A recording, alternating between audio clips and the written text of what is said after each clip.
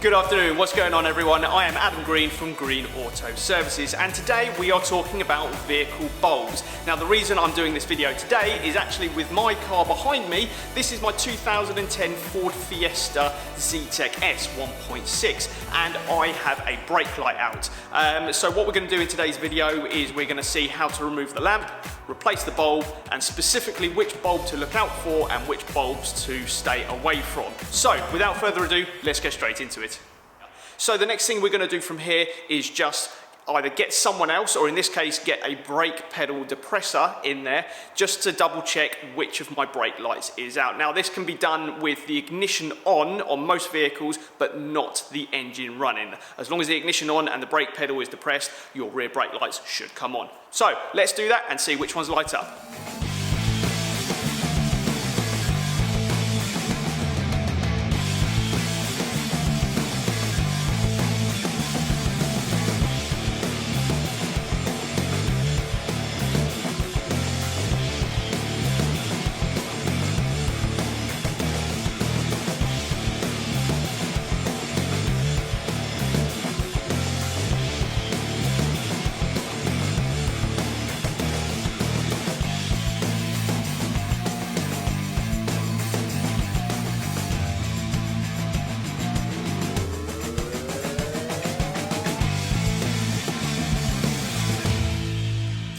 Okay, so quite clearly you could see that the brake light on the near side rear in this case, which is the passenger rear, is not working at all. I had the ignition on and I just pressed the brake pedal a couple of times and you probably saw the upper stop lamp was coming on, but the near side one wasn't. However, what I also did as well was turn on my side lights when the brake pedal was not depressed. Now this is a bit important because you'll notice that the same bulb actually produces a dimmer light for your position lamp, which is also an MOT requirement. And when you put your pedal or your foot on the brake pedal, the same bulb lights up brighter to double up as your brake light. But in this case, not this side. So this is really important information because it's going to determine exactly which bulb we put back in there. Okay, so from here onwards we need to replace that bulb. So on these particular models, to replace the bulb, you do have to remove the entire lamp. Now to do so, all you're going to need is a T25 Torx driver and a strong pair of hands. Okay, so here at the near side, all you want to do is open up the boot. And this is going to reveal the two T25 Torx bolts that are holding this lamp in. Now these are actually two of three parts that are holding this lamp in. But first of all, just go straight ahead with your T25 and just remove both screws. Then the next thing you want to do is actually peel back the inside of the carpet liner in the boot, as right behind the back is a large plastic wing nut which is holding everything in. But what I'm going to do for you here, I'm going to go ahead and remove it and then we'll take it to the bench and show you exactly what that wing nut looks like.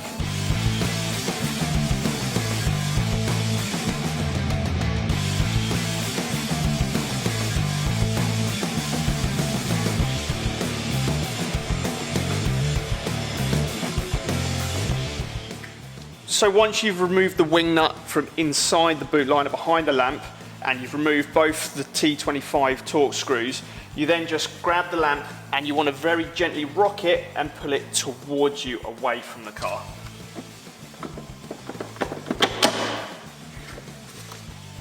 And then round the back there'll be a multi-plug plugged into the bulb holder. Just want to press the tang down, pull that out. And there we are, the lamp is completely removed from the vehicle.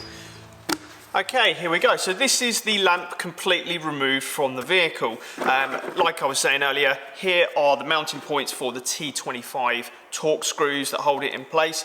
If we flip it over, this long splined bit there is actually where that wing nut goes on at the back of it, screws on to hold it in place. Now that's where you need to get your tight grip from, because sometimes these are so super tight and there's not quite enough room to get your hand in the location to actually unscrew that. But in this case it wasn't too bad at all, and you just unscrew that, pop it off, put it to one side, and this effectively is the back of your headlamp. So what we need to do from here onwards, there is now a bulb holder in here that we can take out completely. So to do this, we've just got a couple of locating tangs. One is here that you push backwards at the same time as another tang up here, which you push forward, so you pull it toward both of them towards each other, and then gently lift out the bulb holder itself. And this will then reveal, in this case, all three bulbs. So here we've got a bulb which has been pre-coated in yellow. That is your indicator bulb, and because it's coated in yellow, that's what gives you the yellow light.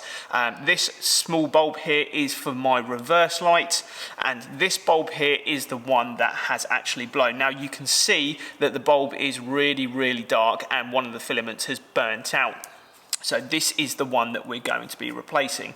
So in this respect, this is a super easy task. You literally just push the bulb down, twist, and it just releases nice and free, just like that.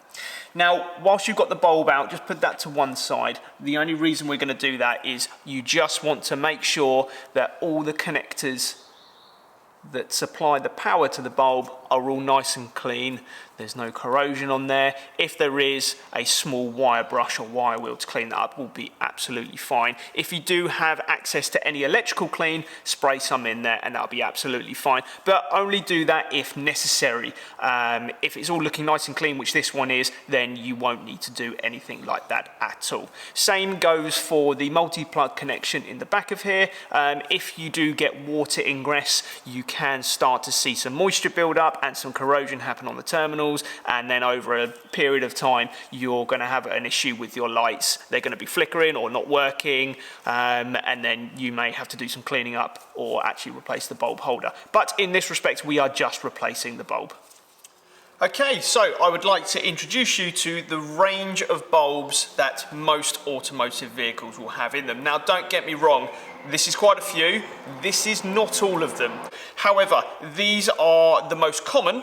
The ones on the back row here are the least common. The ones on the front are probably the ones that you're going to need to replace most often. So over here we've actually got your typical bulbs, which are for your dip beams and your main beams, if not both. You've got your standard twin filament and single filament bulbs, and then which do vary in sizes. There's that orange one for the amber bulbs again. Now sometimes you can get amber bulbs which are clear, but the actual lens will have a yellow tint on them, and that's what gives it the colour. But a lot of times the actual bulbs themselves will be pre-painted. Then you've got this small one here. I hope you can see that. I'll just hold that up there.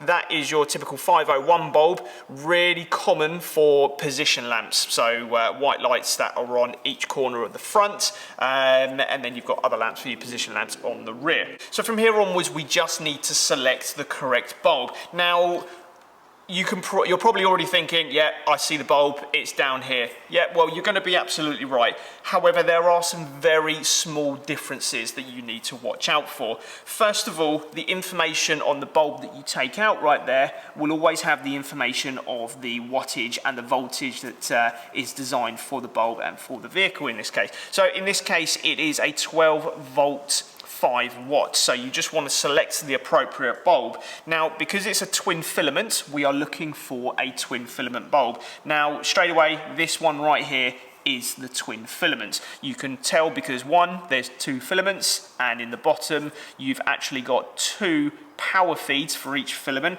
as compared to its counterpart, which only has one.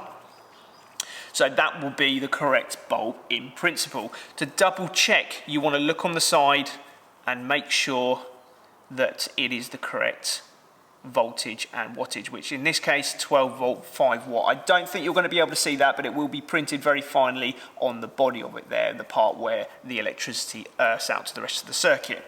Now, all well and good, we've got the right bulb, so we just need to fit it. One note to be wary of: pay very close attention to these locating tabs that are on either side.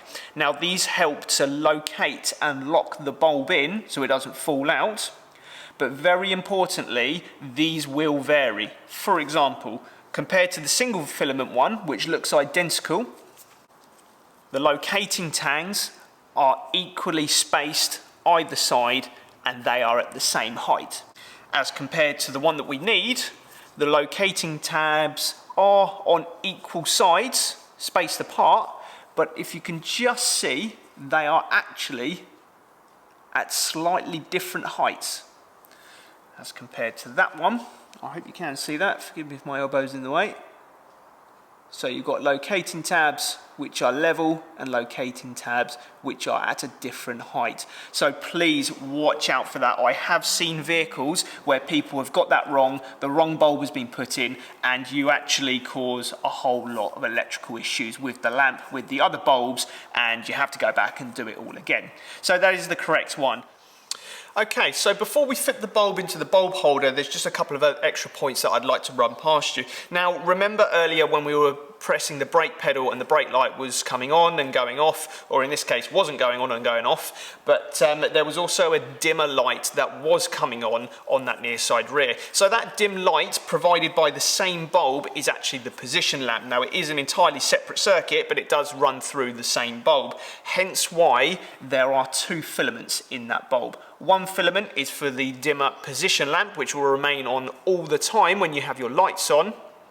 The other circuit is obviously for the brake light, which isn't working because in this bulb it has blown, and that's why we're going to replace it. Now, I quickly just touched on how you've got to pay very close attention to the tangs on the bottom of these bulbs. Now, I've actually removed the current amber bulb which is in my vehicle, and actually that's a prime example. So it's going to be difficult to see that they're the two tangs, but if you look at them from underneath, you can see they are just offset. They're not quite perfectly horizontal with each other. So that is just a prime example of how there can be very minor defects, and I kind of presume in that respect it's actually designed that way to stop people accidentally fitting the wrong bulbs, but I have seen people still push them in, force them in, they kind of do work, and then when it comes to the MOT, it's actually having a knock-on effect to everything else. So please be careful, check all the details on the bulbs, check more importantly how they're fitted, and look at the locating tangs. If everything is all good, then they will fit absolutely fine. So in this case, we are replacing the twin filament bulb. We're just going to put that blown one aside because that is no good anymore. Now when it comes to the bulb holder itself, obviously remembering where the bulbs go, I'm going to put my amber one back in because that's absolutely fine. Just want to make sure you can see it there. So again, a close-up view of that, you should be able to see there's a couple of cutouts in the actual holder for the locating tanks to go into. So in that case, in the amber one, you just want to line them up, push them down, and actually rotate it anti-clockwise. Lift it up, and then that's locked into place. That isn't going anywhere. Same with the twin filament. Now again, because the locating tangs are on different heights, they are actually orientated to fit in the bulb holder perfectly. So have a quick look at the bulb holder, which is this one here. You can see the openings for the tangs. They are directly opposite each other, but if you look down in there where it stops and rotates round, is actually a different height. So you want to make sure you've got the right tang that fits in to the right slot. So in this respect, the one that's lower to the base of it goes in this side here, and you just want to gently push down and rotate to the left and up. Now the actual earth pin at the bottom will provide some resistance, but the bulb will go in. Just make sure that's pushed all the way down, rotated, it will stop, and then you can let it go. And that's literally it. That is the bulb replaced in the bulb holder. So once we've got that all done and we've got a new bulb in there, let's get it back into the actual lamp itself. Now this is a good opportunity, if you do remove the lamp, to give it all a clean up now, because obviously you rarely have to go behind the lamp. It's all full of dirt and debris which has collected over time. Now this rubber seal here is incredibly important. So if you imagine the bulb holder is going to sit in there, this is where your electrics are. When it goes back on the vehicle, this needs to be nice and clean so it makes a nice watertight seal to the vehicle. This is going to stop water and dirt getting in here, which over a long period of time will slowly start to corrode away at the pins. And then you're going to have light failures. You may have messages pinged up on the dash depending on what car you have, and then it's going to be a case of taking the lamp apart, cleaning it up. May not be able to clean it up, getting a new bulb holder, which might be easier said than done because some of the times it actually comes with a whole new lamp. So just take time, clean everything up, and then put it back to the vehicle. So give me a couple of minutes. I'm just going to clean all this up, make sure the seal is nice and clean, and then we'll put the holder back in. Okay, so if you've decided to clean up your lamp, bring it back to the table or wherever it is, flip it on back over and get your bulb holder. Now make sure it is in the correct orientation. So in this case, the brake light was at the top of the lamp. So very gently locate that down into the holes. It's a little bit fiddly, but they will go. It's going to take a little bit of a push. There we are. Now I'm pretty sure you would have heard that. The two retaining pins or tangs that we pushed together to get the bulb holder out, they made a nice little click when they fell into place, and that's literally it. So now that's back in there, we're going to go fit it back to the vehicle. Okay, so from here onwards, don't forget to plug in your multi-plug. I've seen that a few times as well. People are like, oh, I'll replace the bulb and now nothing's not working. They brought it to us and yeah, lo and behold, they never actually plugged the plug back in. Or they push it in a little bit but never actually made a connection. So make sure it's a little bit fiddly. You probably won't be, you can't see it there, but push it in, make sure it clicks, and then very gently put the lamp back into place. Now remember earlier, you've got two plastic locating tabs which go into two holes with some seals there, and you just want to push that back into place. Give it a nice little push, and that is it. So from here onwards, we're then going to put the two T25s back in.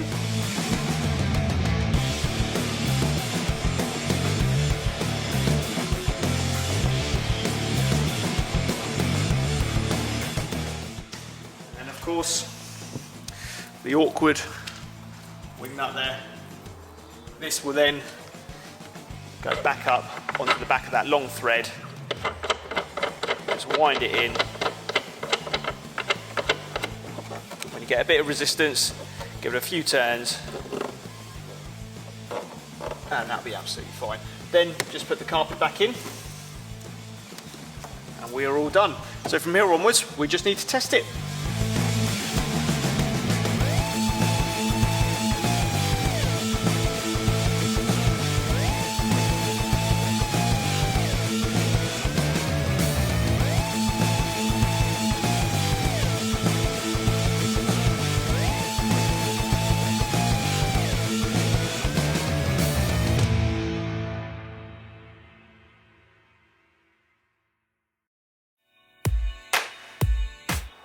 Okay, and there we are.